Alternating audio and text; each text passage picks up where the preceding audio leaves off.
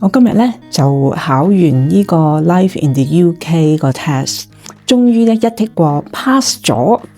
咁我就想喺呢度咧同大家分享下個中嘅tips 啦，點樣可以準備嗰個 test 啦，同埋考試嘅時候有啲咩要注意。今日嘅分享咧會有幾個環節啦，咁會分享下報名嘅程序啦，你考試準備嘅需要啦，同埋你考試嗰日嘅情況你會有啲咩心理準備啦咁樣。先講講個考試報名先啦，因為呢個最緊要嘅咁樣。過年嘅時候去咗香港啦，咁樣咁先發覺，咦，我差唔多夠期要去報嗰個 ILR 啦，咁樣咁但係我咩都冇準備喎，又冇去溫書做呢個 Life in the UK 個 test 個溫書，咁返到嚟就好彷徨啦，即刻嗱嗱聲就去睇下報名嗰啲嘅情況啦，因為都唔知道有冇期㗎嘛，咁樣咁我就首先第一時間就去報名，咁上網咁你好容易嘅，即係嗰個係 Life in the UK test 咁我一陣間就會俾一個link 俾你啦你就可以撳落去就可以揾到啦。咁報名咧，你需要係幾樣嘢啦。當然你嘅 passport 你嘅名諸如此類嘅啦。咁仲有一樣咧，就係話你想用咩身份證明去證明你即係當日你去考試嘅時候，你都要證明個身份㗎嘛。咁你可以用 passport 嘅又或者有啲朋友咧會選擇用 e-visa 嘅咁我就選擇咗用 e-visa 啦咁樣。咁提大家，因為你攞 e-visa 咧，你報咗個 share code 之後，咁你都要留個底嘅咁記住咧，你攞咗 share code，然之後咧就可以 print 嗰個 share code 出嚟啦，或者係 email 俾你自己啦咁樣。咁你就變咗有個 copy，知道你用咗乜嘢嘅身份證明咧去報名。咁報名費用咧就通常都係50磅嘅，咁但係有啲情況底下咧就係80磅。咁點樣咧？就係話如果你係好緊急嘅，我要喺 within 3日內咧就要考到呢個試噶啦咁樣，但我又未報名喎，咁你就可以如果有市場有位嘅話咧，咁你都可以報嘅。咁報名嘅費用就係80磅但係如果你係報名之後第4日開始嗰個費用咧就係50磅咁暫時都係咁樣啦咁而家都仲未加價嘅咁所以希望就大家快啲去申請去考呢個試啦咁樣。報咗名之後，咁就要準備考試啦咁樣。咁我溫習咧就係用幾樣嘢啦咁首先咧就係我買咗本 audio book， 咁其實咧係冇乜用嘅就千祈唔好買啦，因為諗住可以一路聽就一路溫習啦咁樣做嘢嘅時候可以聽，行街嘅時候可以聽。咁但係其實咧佢嘅內容咧就唔係好跟嗰個大綱，即唔係話唔跟個大綱啦，但係佢嘅內容咧就唔 match 嗰個 Life in the UK 正式版本裏邊嗰個內容嘅咁樣。咁好啦，咁我就發覺唔係太有用嘅時間咧，咁我就睇下報名嘅時候佢都有提過，佢哋有個 official site 嘅，裏邊咧就會有一啲official 嘅溫習嗰個 materials 啦咁樣。咁佢有唔同嘅版本嘅，唔同嘅類型啦有一啲咧就係書啦，你可以買本書嘅如果係你好認真咁樣咁又或者係用呢個 e-book 啦，咁佢都有嘅就 Kindle 嘅 e-book 啦。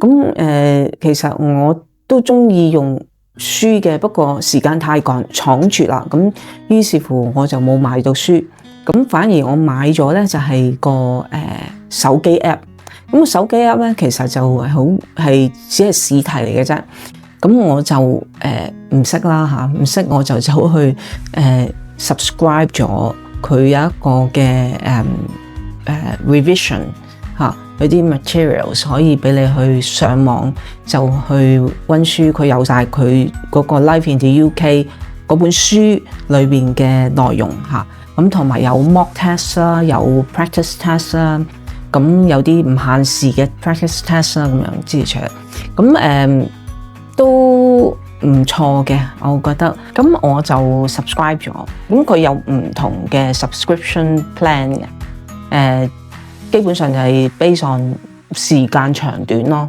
咁我就 subscribe 咗3個月，咁佢有6個月，又應該有9個月咁樣嚇，咁但係我覺得咧3個月就夠噶啦。雖然咧你講緊係但係即係多2磅至4磅到啦嚇，即係如果你長啲嘅時間，咁但係如果你係勤力啲啦嚇，認真嘅。3個月其實乜都夠噶啦，咁溫習嗰個嘅方式咧，其實就你唔需要太密集嘅，咁不過咧以我個人經驗啦嚇，如果你每日做幾條，跟住重複再做嗰幾條，然之後再加啲新題目咁樣啦嚇，如此類推，咁會幫你記憶嘅。咁只不過咧，我嘅時間就太短啦。我由報名到考試，即係少過1個星期嘅啫。咁所以我咧就係狂溫書嘅，每一日咧都要做題目啦，早晚係咁做啦，咁樣咁即係做咗400幾條題目，咁都幾係嘅咁樣。咁但係都OK 啦。咁另外有啲嘅坊間有啲免費嘅。website 咁佢哋都 share 咗佢哋嗰啲嘅題目嚇，咁啲題目嘅問嘅方式或者嘅答案咧都有啲唔同嘅，咁所以你會話，咦，點解唔同我 subscription 裏邊所 show 嗰啲題目一樣嘅咧？咁樣咁其實都唔緊要嘅，咁你當一個知識咯，你學多少少嘢咯，因為你去到考試嘅時候咧。都有機會個題目唔係同你 mock test 嗰啲一模一樣咁樣問嘅嚇，比較 tricky 嘅，所以你要小心咯咁樣。咁佢 Life in the UK test 咧就有5個大嘅範疇啦咁樣。咁第一個咧就係佢嘅 values 啦，佢價值啦，同埋佢嗰個 principles 就係佢哋嗰個原則啦嚇 UK 嘅原則同埋佢嘅價值觀。咁第二個咧。就係佢嘅講 What is the UK 咁 UK 係咩咧咁樣？佢幾個 countries 啦，England 啦，英格蘭啦，Wales 就係佢威爾斯啦，Scotland 就係蘇格蘭啦，咁同埋依個Northern Ireland 嚇北愛爾蘭嚇，咁最主要係講呢4個 countries 嚇，呢4個國家。係一啲嘅嘢啦，咁樣嚇。咁然之後第3咧就係講佢一啲嘅歷史啦，英國歷史呢個就比最難嘅啦，因為唔好講英國歷史啦，自己嘅歷史都自己國家嘅歷史都唔知啦，係嘛？咁所以我諗呢個都係難嘅。咁第4個咧就係講究竟一個 modern thriving society 嚇，一個現代繁榮嘅呢個 society 咧嚇係點樣咯咁樣。咁第5個咧就係講 UK 嗰個嘅法律啦咁樣。咁每個嘅範疇咧都有唔同嘅試題嘅。好啦，咁講完準備考試，就要講考試當日點樣啦。咁我就嗰日比較輕鬆嘅，因為唔使返工，咁於是乎朝頭早都繼續溫下書咁樣啦，咁都好有信心，因為都達到起碼90% 以上係啱嘅。咁我報名嘅地點咧就係喺愛丁堡。我係大概早半個鐘到啦嚇，因為佢要提前半個鐘嘅，佢都會話俾你聽，早半個鐘就到市場。咁但係咁啱嗰段時間咧就係 lunch time 嚇，職員就出去食晏，咁都要等15分鐘到啦嚇，先可以入到市場。咁有啲朋友都分享咧，就係話市場嘅職員咧，其實唔係太 friendly 嘅嚇，唔係太友善嘅。咁我所以嗰陣時都有少少驚嚇，會唔會同一個情況咧？反之而咧係相反喎，我遇到嘅情況，嗰個職員係好 friendly 嘅。入到去佢會同你 say hello，how are you，and then 叫你坐低咁樣啦，等啊。咁然之後咧嗰日都有起碼10至12個朋友去考試嘅。咁我哋大家坐喺同一個 waiting room 嗰度。咁個職員咧就同我哋講解一陣間會發生嘅事啦。咁就話首先你要熄電話啦，跟住咧就將你所有嘅嘢咧就擺晒落去 locker 度啦。如果你係用 passport 去做身份證明嘅，就要記得攞住你個 passport 先啦，唔會擺 locker。但係若果你係用 e-visa 咧，咁就乜都唔使理噶啦，你就擺晒你啲嘢落去個 locker 度得，因為佢話我哋已經有你 e-visa 嘅資料。我即刻咧就係鬆咗一口氣，因為其他朋友嘅疑問咧已經解答咗啦。原來你用 e-visa 咧係唔需要俾任何嘅身份證明，因為佢已經攞咗 e-visa， 佢喺個 system 度已經可以睇到你係邊個啦嘛。個 share code 一彈出嚟就見到你個樣同埋你個 share code， 所以就唔需要擔心。好啦，咁好多人排隊啦，咁佢會逐個去做身份證明嘅。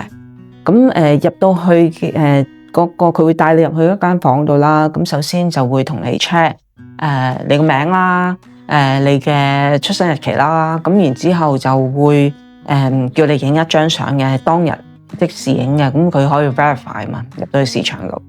咁然之後咧就會同你 check 下做 security check 啦。咁其實都簡單嘅嚇。咁最緊要就唔好帶一啲譬如話手錶啦，或者手鏈啦，佢都會叫你除晒佢嘅。咁你最好就嗰日乜都冇帶啦，即係嗰啲咁樣嘅飾物嚇。咁你帶都唔緊要嘅，你咪擺翻喺 locker 度咯。咁好啦，咁就 check 完晒之後，佢就會帶你去市場個房嗰度，咁就準備去做測試噶啦嚇，做呢個測驗啦。咁測驗咧就初應該有5題咧係俾你即係練習嘅啫嚇，就唔計分嘅嚇。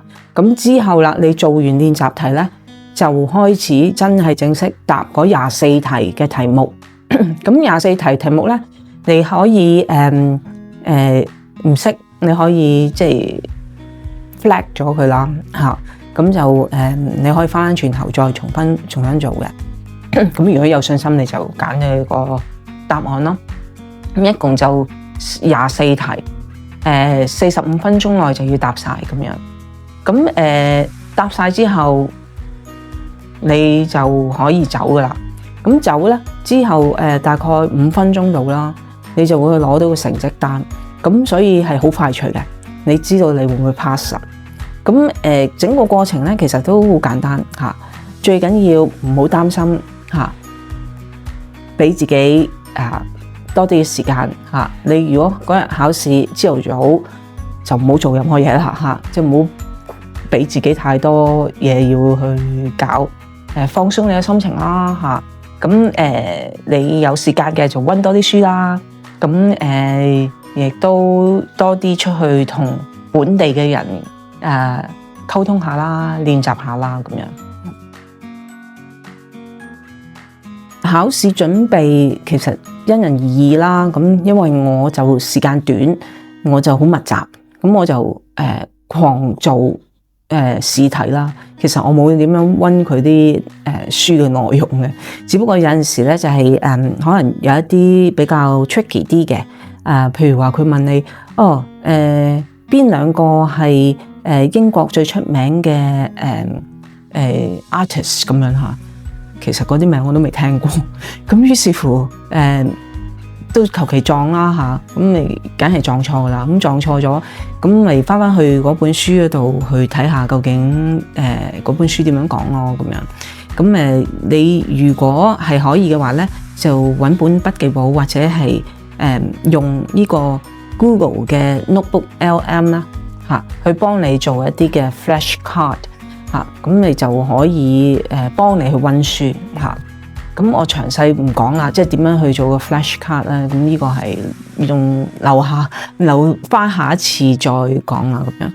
咁好啦，咁溫書就即係個人都唔同啦，因人而異啦。咁你可以用本筆記簿咁寫低你要記嗰啲嘅答案啦咁樣。